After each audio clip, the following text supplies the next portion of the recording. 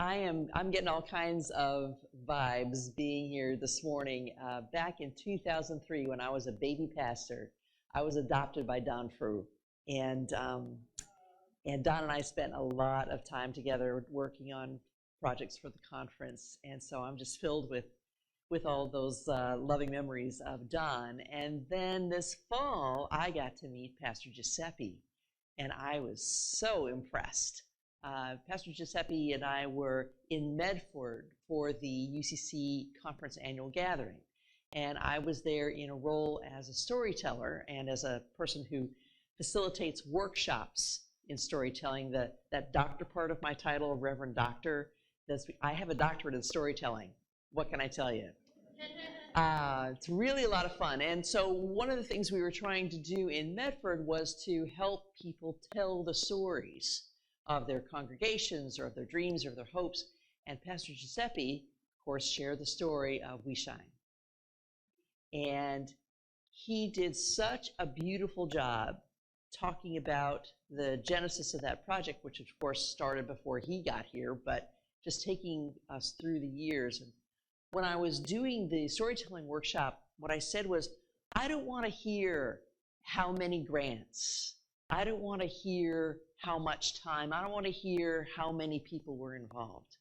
I want to hear about the problems that you faced, the challenges that you overcame, the times that you thought it was all going to fall apart. That is where the story is. That's where the good news is, because you did overcome those challenges. You did face that almost failure. You did come right up to the edge of what was uncomfortable and what was frightening. In my career with the Central Pacific Conference here, I led the church in Forest Grove for 10 years. And we had a seasonal homeless shelter for that time. And I know a lot of the stories are similar to what you all faced with We Shine. People's fears of violence and vandalism, and people's worries about what the neighbors would say, and people's worries about running out of food or beds or whatever else was going on. The good news is in how we overcome and face those afflictions, right? So this very long, sorry, Jessica, but I just thought it was so good. This very long list from Alice Walker talking about helped are they who face these difficult times. That's a real call for us when we face difficulties and challenges and fears and all of that goes on, to remember that we are being helped. We're being helped by God, but we're being helped by God working through others. We're being helped by the example of others who face similar kinds of difficulties. We're being helped by poetry and prayer. We are being helped by smiles and by coming together. The thing is, with storytelling, sometimes we forget that we're always in the midst of stories that are ongoing. We think that stories have an end, and they have to, because we have to go home eventually. But what we want with the stories that we tell is to remember that whatever season of life we were in, whatever moments we are in, there's always a thread of good news that's going on. And this is what Paul is telling us in this passage from Romans. There's one verse that is so often cited. Paul says, we boast of our afflictions. From our afflictions, we gain endurance, and from endurance, character, and from character, hope. Now, when he's talking about boasting, he's not talking about that kind of loathsome cockiness of like, I am so afflicted, aren't I awesome? He's not talking about that at all. He's talking about real afflictions that he faced during his lifetime. Paul, as we know, was on fire for spreading the good news of Jesus, and there's a lot that we can criticize Paul for, but we cannot say the man was not persistent. He says in the letter to the Corinthians earlier in his career, he said, I have worked much harder, been jailed more often, beaten up more times than I can count. and at death's door for time after time. He says, I've been flogged 5 times, and with the Jews 39 lashes, beaten by Roman rods 3 times. Now, Roman rods are bundles of birch boughs, like this thick. And the design of that punishment was to do that in public, to humiliate people who were beaten that way, but also to maim and cripple them. So Paul, he endured this beating by rods multiple occasions, and they would hit his hands because, of course, he was writing, right? They hit his hands to the point where they crippled his hands. He could no longer really hold a writing utensil. He had to dictate his letters. He said, I have been pummeled with rocks once. I have been shipwrecked 3 times and immersed in the open sea for a day and a night. In hard traveling, year in and year out, I have had to ford rivers, fend off robbers, struggle with friends, struggle with foes. I've been at risk in the city, at risk in the country, endangered by desert sun and sea storm, betrayed by those who I thought were my brothers. I have known drudgery and hard labor, many a long and lonely night without sleep, many a missed meal, blasted by the cold, naked to the weather, and that's not the half of it when you throw in the daily pressures and anxiety of the churches. I just want to point out to you, friends, he's gone through all of this physical hardship to endure. He says, but that's not half of it compared to what it is to try to lead a church. He says, when someone gets to the end of his rope, I feel the desperation in my bones. When someone is duped into sin, an angry fire burns in my gut. Paul is talking about having endured so much affliction, so much pain, and so much suffering. But he does so in the hope, in the expectation, and in the prayer that the good news of Jesus' never-ending, ever-expanding love for all is real. It's real. It's tangible. It is purposeful.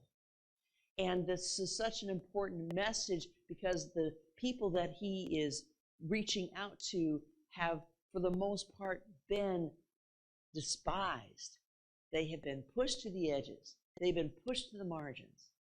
They do not have a place in society.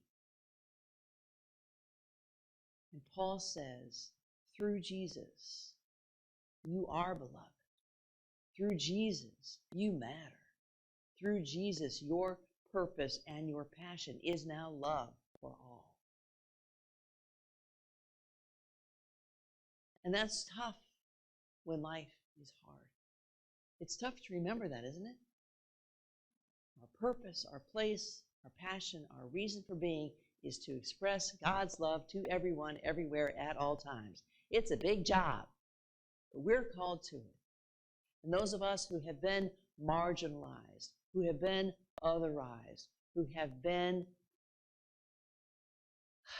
faced with that exclusion, it says that you are not beloved, you are not welcome, you are not holy, you are not whole. Having that message come back to us again and again, that through Christ we are all those things, that is good news. That is a wonderful story to tell. Alice Walker says,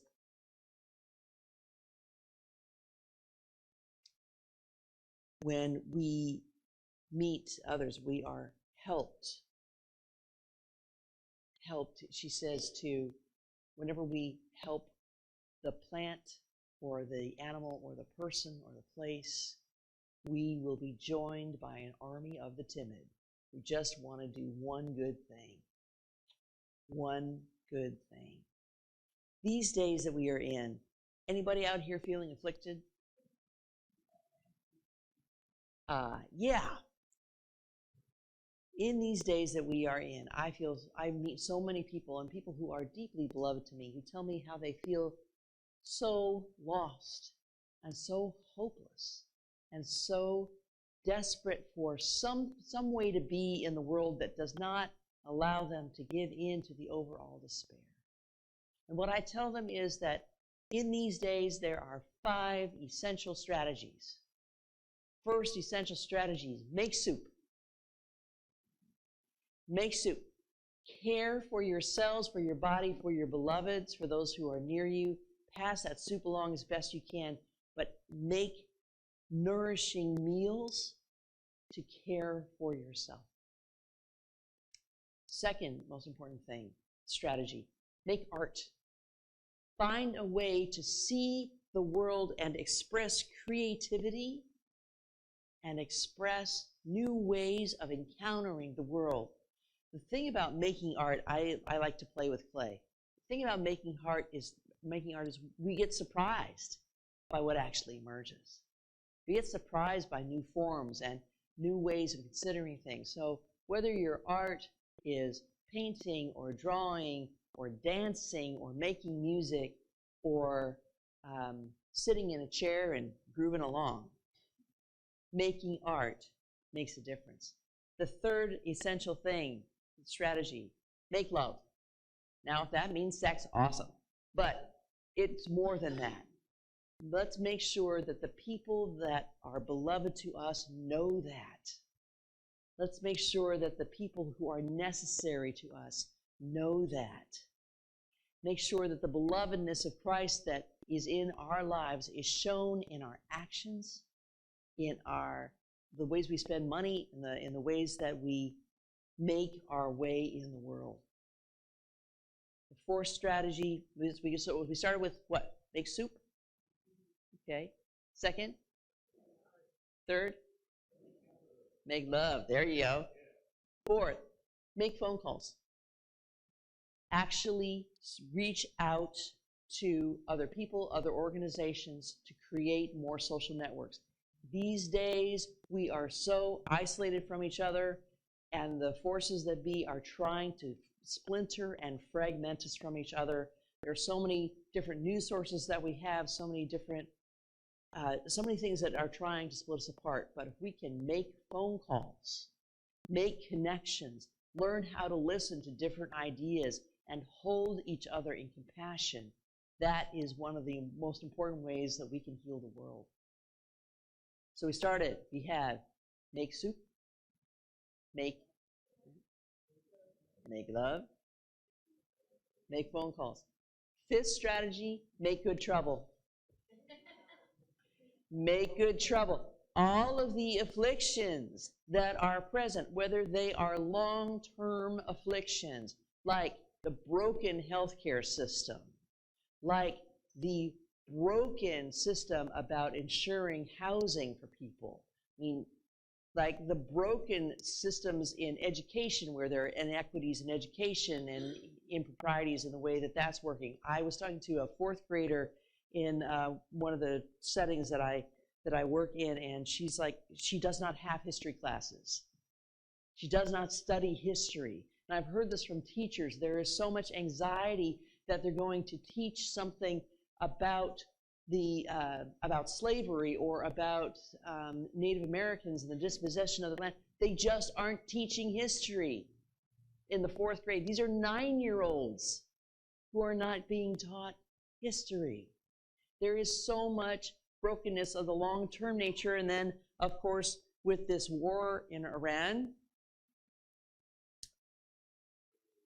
Yeah, thank you.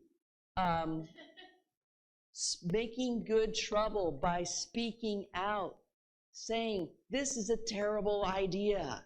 This is a terrible practice. It is, can I just say to this group, this war in Iran is immoral, it is evil, it is wicked, and it is wrong.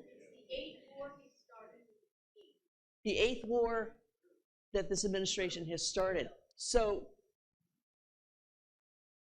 this idea of making good trouble and standing up against the war and all those other pieces and standing for justice and standing for compassion and standing for right relationships with each other, this is what the good news is.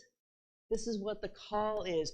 And to stand in that awareness of our afflictions to stand in that awareness and say, God, Holy One, let me be grateful for my afflictions, because afflictions produce endurance, and endurance character, and character hope.